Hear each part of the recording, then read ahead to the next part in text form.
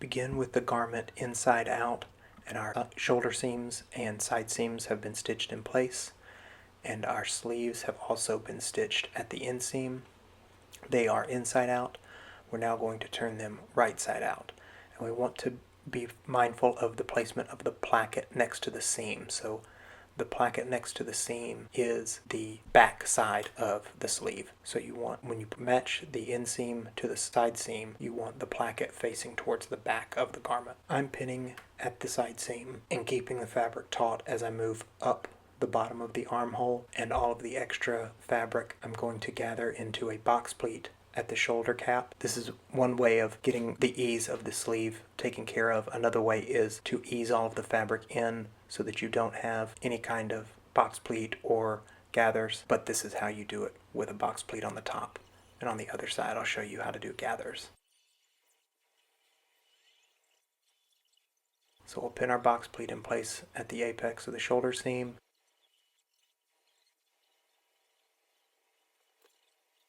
And this side I'm going to baste at 1/4 of an inch, and now I can pull one of the threads and gather all of the fabric at the sleeve head, and then when I insert it into the armhole and pin it up, all of the extra part of the sleeve will be focused on the top of the armhole. So again, I'm pinning starting at the side seam and the inseam of the sleeve and keeping it taut as I go up and pushing all of the extra gathered fabric into the sleeve cap.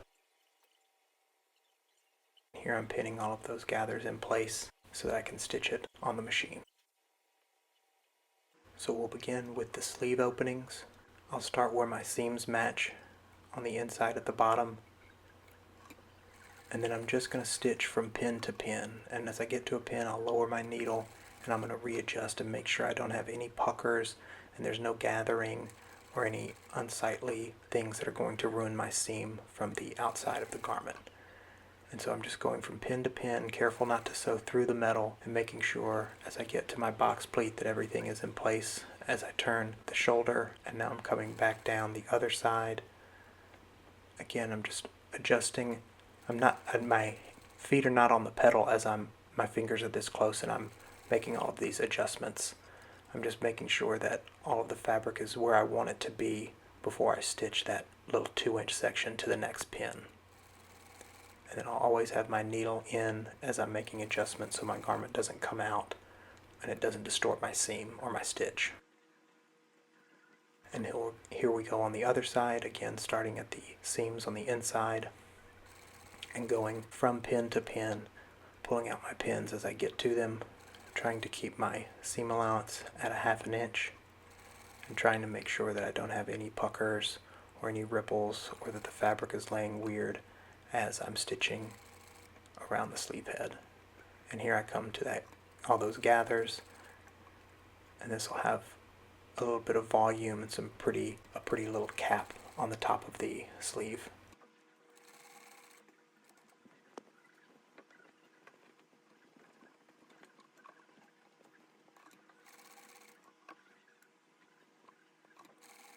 And as I come down the final stretch, I'm just going to back tack over my beginning or where I started stitching to secure my stitch in place.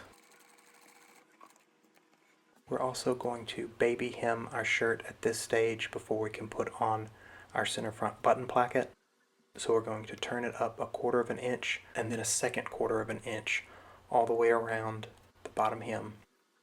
And now for my baby hem, I'm going to turn it up 1/4 of an inch and then another 1/4 of an inch. And I'm going to keep the left edge of that hem pressed up right underneath the inside left edge of my presser foot, which will give me a nice pretty 1/16 inch stitch.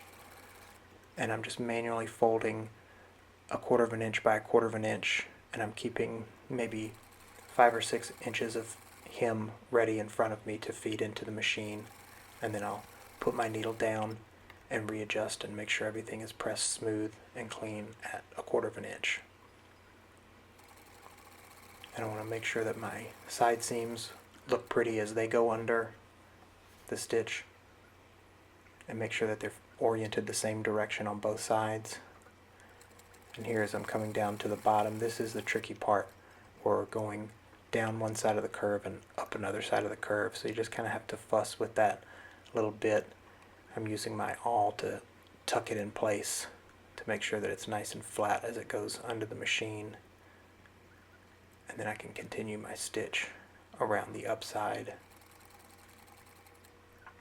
going up to the princess seam and then the side seam, making sure that I've got my baby hem consistent at 1/4 of an inch with a 1/16 inch top stitch all the way around.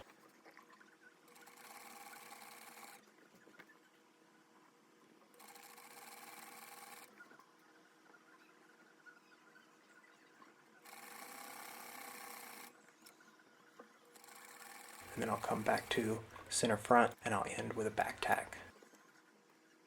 And here you can see our blouse with our baby hem and our sleeves attached. So next we're going to put on the center front button plackets. So if these are facing face up, I'm going to put it on the inside of the garment. So I'm pinning the right side of the placket to the wrong side of the shirt. And I'm going to stitch it down at 1/2 inch. And then I'm going to fold it out to create the actual placket after I get it stitched in place vertically on the center front line. So here I'm starting at the top with a back tack and keeping a nice 1/2 inch seam allowance all the way down my seam. And you'll notice that the placket sticks out about 1/4 of an inch longer than the baby hem. That is on purpose. Here you can see better as I start from the bottom. That's so that we can hide it on the inside with our next stitch when we top stitch the placket down.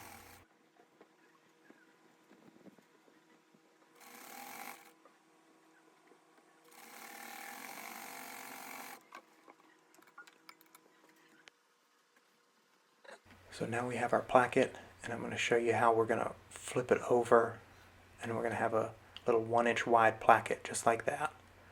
So to begin, we'll lay it out flat and we'll press the seam allowance in towards the placket and get a nice crisp set seam, and then we're going to fold the placket up at the edge of the seam allowance, not doubling the seam allowance over on itself, but just folding the placket over the seam allowance and extending center front by 1/2 inch. And then we'll fold in the other side so that we can top stitch our placket down.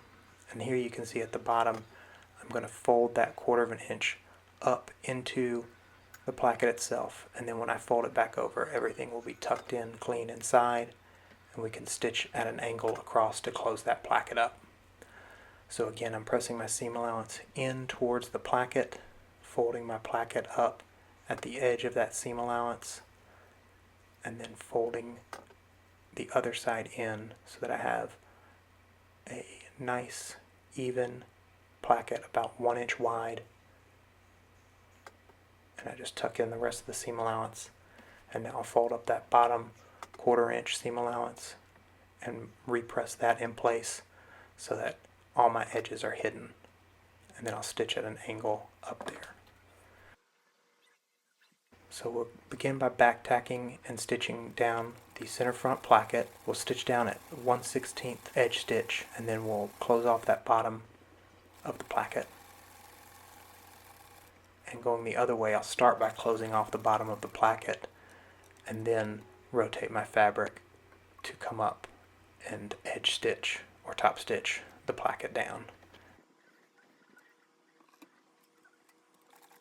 And I'm using an awl to push in my seam allowance so that it's hidden. And now I'm continuing that 1/16 inch top stitch or edge stitch all the way up my placket.